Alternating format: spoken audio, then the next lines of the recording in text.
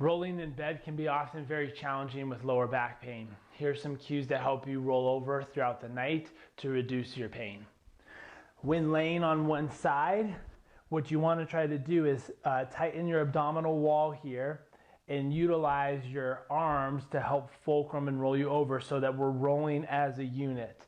Typically when the pain comes on is when our pelvis rolls without our upper body, creating a twist motion at our lumbar spine. So coming back from this other direction, you can see if I'm here, I'm going to use this opposite arm, press and roll together. If I'm on my back and I want to roll to a side, if I let my legs fall without my torso, again, we're creating that twist that can cause some discomfort. So we want to let everything roll together as we go side to side.